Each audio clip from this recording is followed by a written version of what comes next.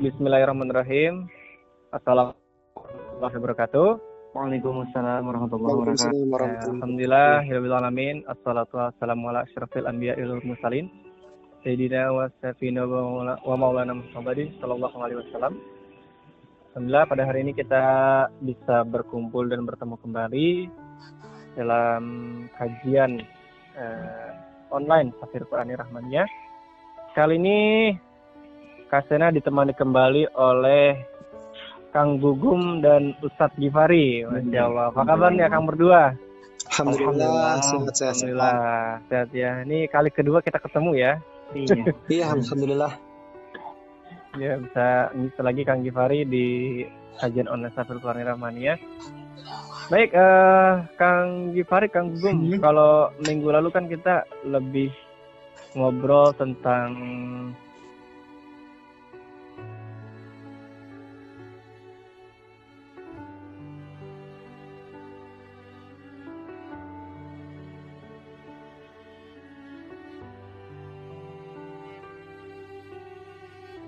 Ya, minggu kemarin kita sudah membahas tentang bagaimana cara memilih teman ya. ya memilih teman. Sorry, ada iklan sedikit. Ada iklan sedikit. Oke, memilih teman dan memilih teman yang baik intinya makanya pekan kemarin ya. Iya. Untuk sekarang nih Kang Gifari, Kang Gugum, kita ngobrol-ngobrol soal situasi kita saat ini ya, yang pandemi corona belum semuanya selesai ya. Iya, betul. Di daerah tertentu itu masih ada corona dan sebagainya. Nah, ini kan menciptakan kondisi ketidaknyamanan dalam berbagai macam hal nih, Kang Gugum, Kang Gifari. Iya. Khususnya di antara kita para pelajar, ya, dan juga ya kita yang sedang menghafal Al-Quran nih. Nah, gimana nih? Kita kan kalau habis belajar biasanya paling senang ya paling YouTuber-an ya kan. Nah, kalau misalnya bisa main game ya main game untuk mengusir kejenuhan karena terlalu banyak ngadepin tugas nih. Tapi gimana nih buat, karena kan menghafal Al-Quran juga kan kalau di tengah situasi kayak begini, ya menghafal banyak ayat juga bawaannya jenuh. Kemudian, tapi kalau nggak diperbanyak murojaah sama hafalan kita, ya kita juga lupa gitu dengan ayat-ayat yang kita sudah hafalkan. Nah, tips dan trik apa nih Kang Gifari, Kang Gugum, yang bisa kita coba biasakan agar kejenuhan semacam itu bisa kita minimalisir nih, sehingga hafalan kita tetap bisa kita istiqomahkan. Kang Gugum, Kang Gifari. Siapa dulu nih kira-kira nih? Kang Gifari dulu kali ya? Oke, Kang Gifari dulu aja nih, yang jauh. Yang jauh. Padahal Kang Gifari. Ya, bismillahirrahmanirrahim. Kalau yang ditanyakan masalah bagaimana cara mengurangi kejenuhan ya dengan hafalan Quran, yang pertama memang terlalu banyak waktu kosong ya kan. Memang dalam kondisi pandemik seperti ini, kita nggak berangkat sekolah, lebih banyak di rumah, kita bakal jenuh gitu ya karena terlalu banyak waktu kosong. Juga kejenuhan terjadi karena tadi betul kata Kang Sena, terlalu banyak tugas. Dan kejenuhan yang ketiga, terlalu sering menghafal Al-Quran juga sebenarnya bisa mendatangkan kejenuhan gitu. Iya. Karena bagaimanapun manusia itu yazidu wa yanfus ya, imannya tuh. Kadang ada dia waktu-waktunya semangat menghafal Al-Quran, kadang lagi ngedown gitu kan, menghafal Al-Qurannya lagi malas-malasnya gitulah. Jadi naik turun gitu semangat Al-Quran. Semangat penghafalnya naik turun seperti itu. Jadi memang ini ada tiga kejenuhan nih yang harus dihadapi oleh para pelajar dalam kondisi pandemik seperti ini. Nah, lalu bagaimana caranya agar ketiga kejenuhan ini bisa teratasi? Yang pertama, untuk mengatasi kejenuhan karena terlalu banyak waktu kosong ya, maka isilah kegiatan harian kita, waktu kosong kita ya sehari-hari dengan kegiatan yang bermanfaat. Seperti itu. Nah, untuk mengatasi kejenuhan karena terlalu banyak tugas, maka atasilah dengan kegiatan yang ringan-ringan. Ya, kegiatan santai yang bermanfaat. Nah, seperti itu. Jadi maksud saya kegiatan yang ringan itu adalah kegiatan bermanfaat yang menyenangkan gitu. Kegiatan menyenangkan yang bermanfaat. Nah, maka solusinya untuk menghilangkan waktu kosong, ya mengurangi waktu kosong dan mengurangi kestresan karena mengerjakan tugas online, maka dapat dilaksanakan dengan menghafalkan Al-Quran. Nah, ini solusinya untuk dua kejenuhan tadi, ya, jenuh karena waktu kosong dan jenuh karena kebanyakan tugas. Itu bisa kita atasi dengan menghafalkan Al-Quran. Nah, tapi teman-teman, ya, menghafal Quran yang bagaimana dulu nih yang bisa menghilangkan kejenuhan dan kestresan mengerjakan tugas? Juga gimana caranya agar menghafalkan Al-Quran justru tidak menambah kejenuhan? Nah, kita bisa mensiasati menghafal Al-Qurannya dengan berbagai macam metode, ya, berbagai macam cara. Jadi tidak satu metode gitu. Misal seperti ini. Coba kita menghafal Al-Qurannya nggak sendirian, tapi dengan teman-teman. Ya, sekarang kan udah apa namanya ya, udah ngetren lah ya untuk video callan gitu kan, telepon WhatsApp, telepon grup-grupan gitu, zoom-zooman, meet-meetan gitu kan lah. Pokoknya komunikasi secara online itu udah nggak aneh sekarang mah gitu. Nah, jadi kita bisa grup-grupan nih dalam memurojah itu, dalam menghafalkan Al-Quran bareng. Karena kalau sendirian itu jenuh, cepat jenuhnya gitu loh teman-teman. Kalau kita menghafal sendirian, maka jangan menghafal sendirian kalau tidak ingin cepat jenuh. Itu aja prinsipnya. Nah, kalau misalkan ada cara lain, ada. Ya, selain kita dengan memurojaah atau menghafalkan Al-Quran bersama-sama, ya secara online, kita juga bisa menambah kreativitas dengan misalkan membuat games gitu loh. Games murojaah. Misalkan dengan games kecil-kecilan aja, sambung ayat gitu kan.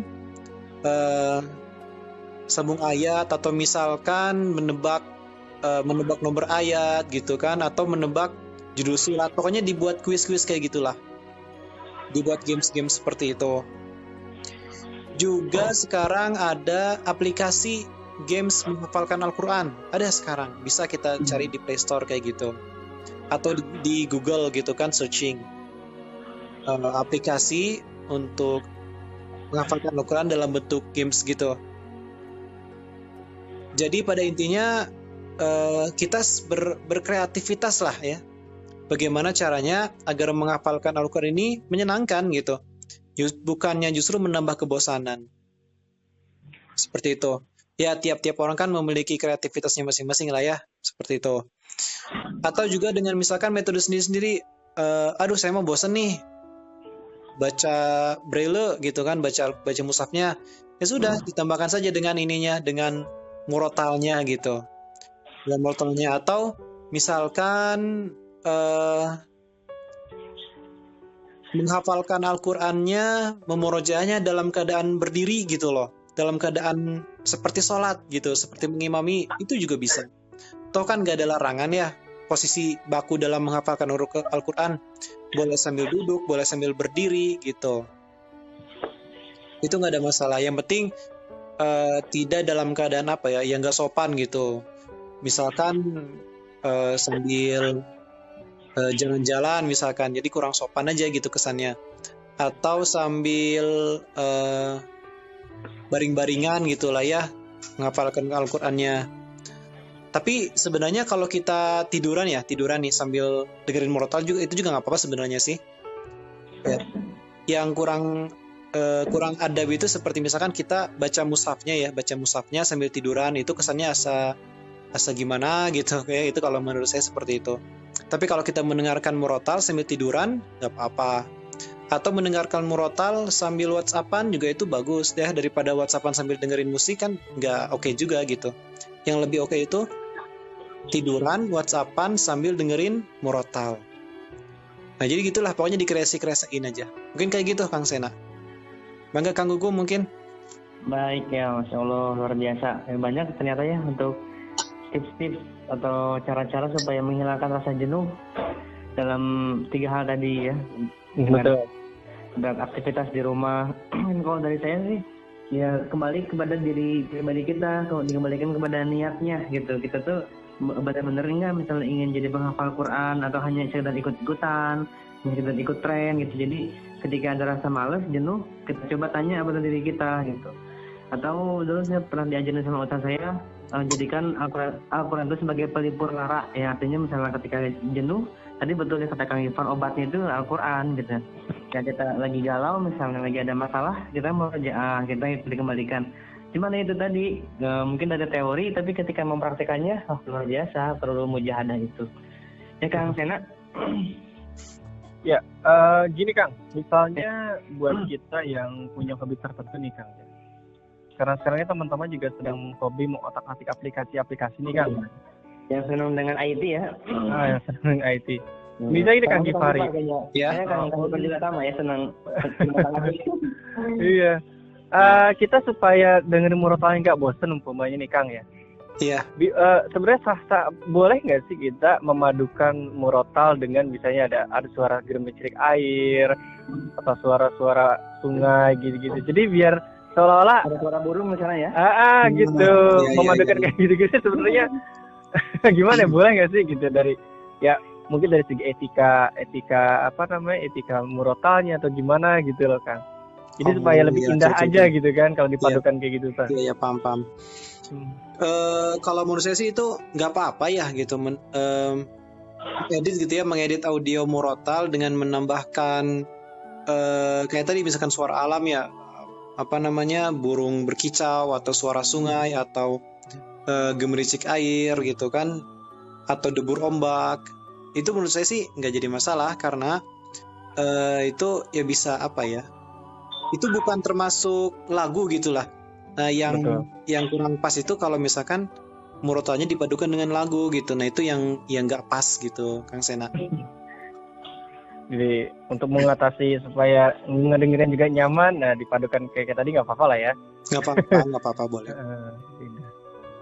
Oke, jadi teman-teman dimanapun berada, intinya sih bagaimana kita coba sedikit demi sedikit membangun kebiasaan-kebiasaan yang membuat kita nyaman dengan menghafal itu sendiri Kang ya. Iya. Seperti Kang Gifari tadi misalnya membiasakan rutinitas salat duha ya, salat sunnah gitu ya. Iya. Jadi agar di setiap salat kita juga bisa memurojah hafalan. Kan agak nggak bosen kalau merojah sambil sore gitu ya, rasanya juga enak gitu loh. Iya, kayak tadi misalnya kata Kang Gifar kan, kita misalnya pura-pura kayak jadi imam gitu kan. Kita sambil berdiri sambil merojahnya, kita sambil walaupun nggak sholat beneran misalnya, tapi nggak apa-apa gitu, kita bacanya seolah-olah kita jadi imam misalnya gitu. Kalau saya juga dulu sempat kayak gitu juga, atau bahkan kita tadi sambil sholat subuhan tapi dengan jahar gitu, dengan dikeraskan, itu juga bagus bahkan untuk merojah. Kalau nggak salah, kalau untuk salat subuh, maghrib sama isya itu kita walaupun salat sendiri boleh ya dizaharkan ya, Kang Gom Gifar ya? Boleh. Ya bahkan untuk salat qiyamul lail pun, terutama bahkan duha gitu ya, untuk menghafal Quran boleh walaupun. Oh boleh ya? Kalau salat duha boleh dizaharkan gitu ya? Ya menurut Kang Gifar gimana? Kalau waktu saya di pondok sih, ya walaupun bukan berarti teriak-teriak gitu ya. Iya. Aja gitu. Kayak kalau misalnya kita tafsir kan kadang-kadang suka pakai ngelamun gitu, fokusnya kurang. Tapi kalau kita apalagi dengan menggunakan langgam gitu, kalau di pondok sih diperbolehkan gitu. Yang terutama sih di qiyamul lail. Ya kalau di duha sih sebetulnya kan tidak ada yang berjamaah ya. Kalau qiyamul lail masih suka ada yang berjamaah. Kayak gitu.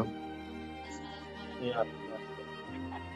Memang sih betul Kang Sena, kalau kalau kita sudah terbiasa dengan satu aktivitas ya, ketika ditinggalkan itu sekali saja ditinggalkan itu terasa ada yang kurang gitu. Bahkan betul. Ketika kita malas gitu ya, ketika kita sedang malas, itu tetap aja ada dorongan untuk melaksanakan aktivitas tersebut gitu.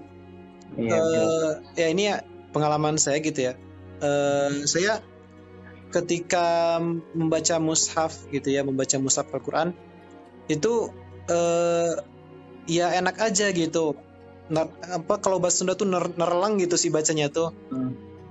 Bacanya tuh lancar gitu kan, jadi enak aja, justru kayak nggak pengen berhenti gitu loh.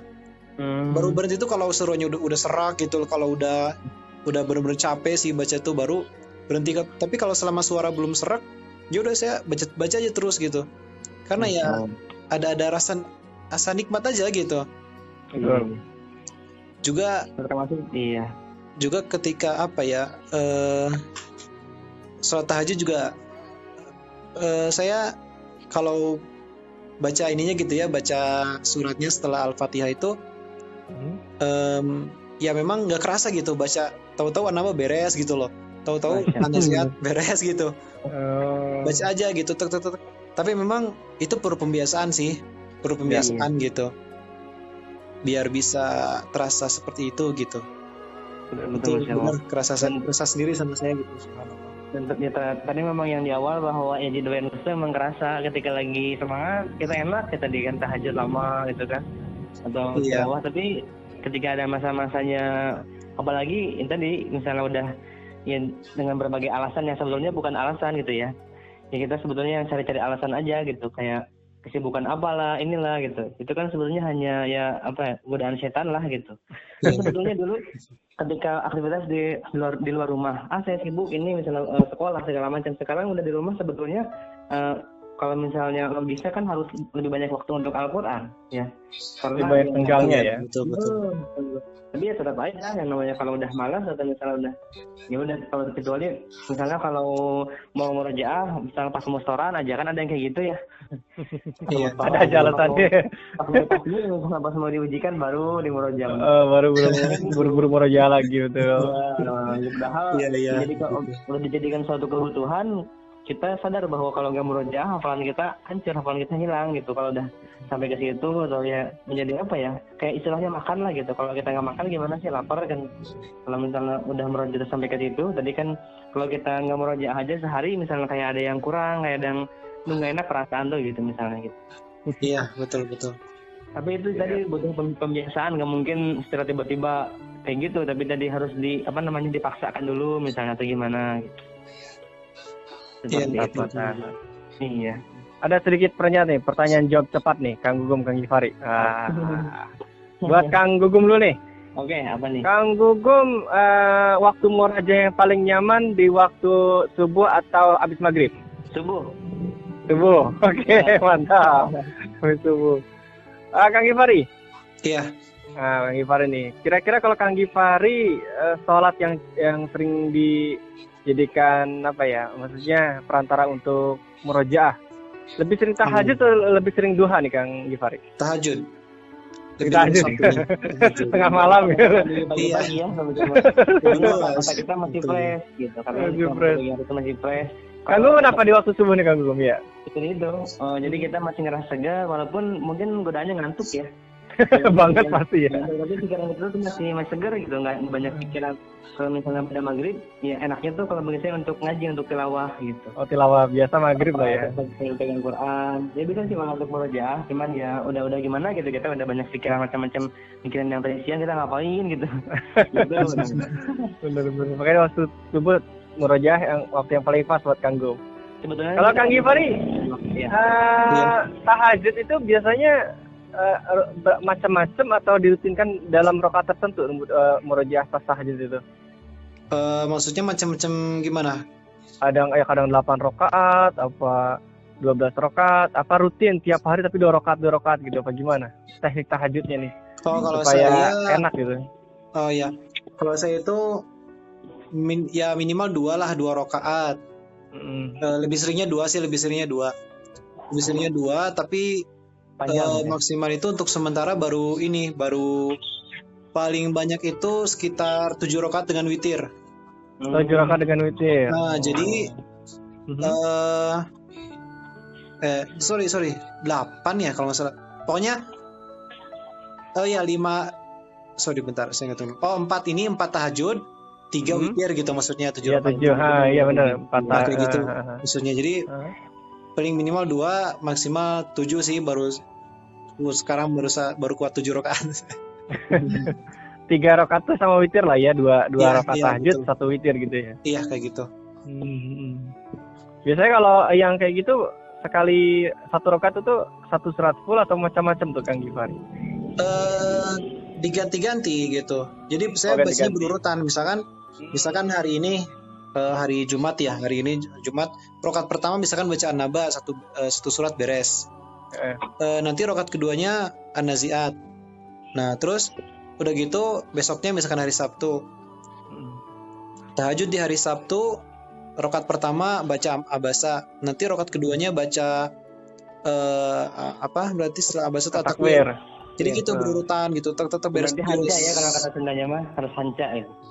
jadi beres jus 30 pindah lagi ke jus berikutnya, jus 1 gitu. Oh. Jadi ngurut iya. diurut gitu. Menurut kan. Nah, Iya, nggak kerasa ya. misalkan ada yang lupa nih gitu ya, pas lagi kita lagi baca ada yang lupa. Aduh, misalkan baca surat Al-Baqarah nih juz 1.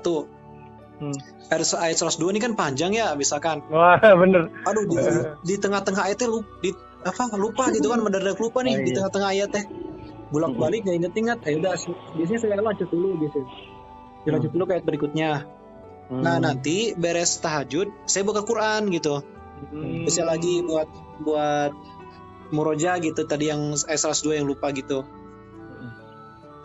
Saya caranya kayak gitu metodenya gitu.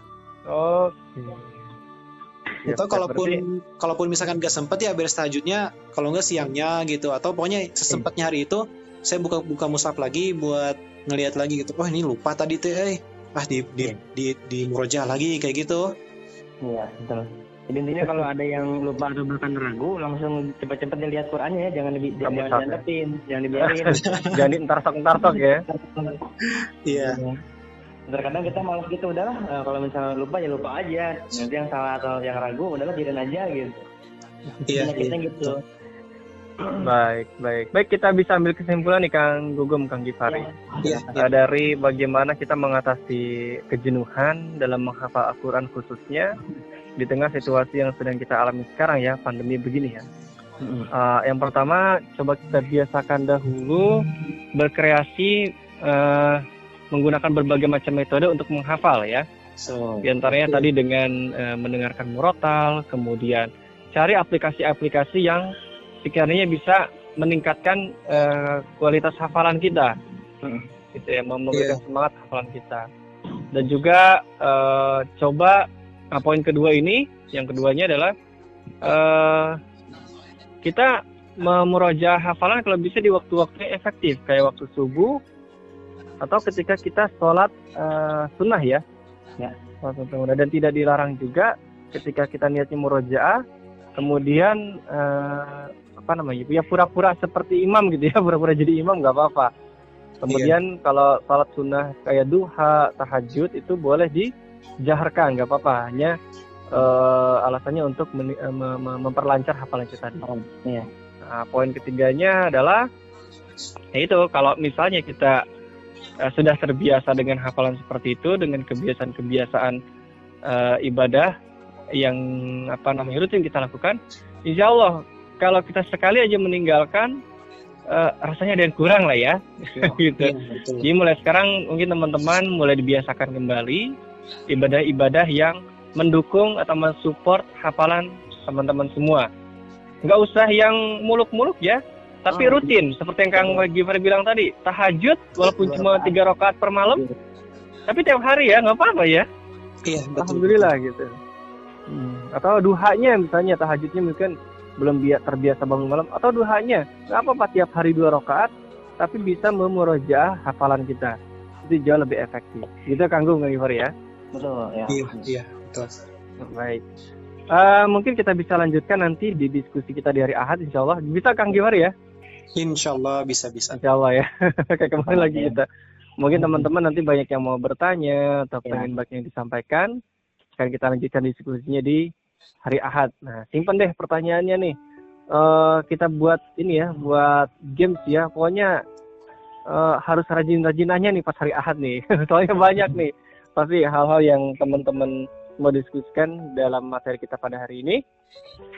Mungkin untuk diskusi hari ini kita cukupkan. Untuk materinya dirasa sudah cukup.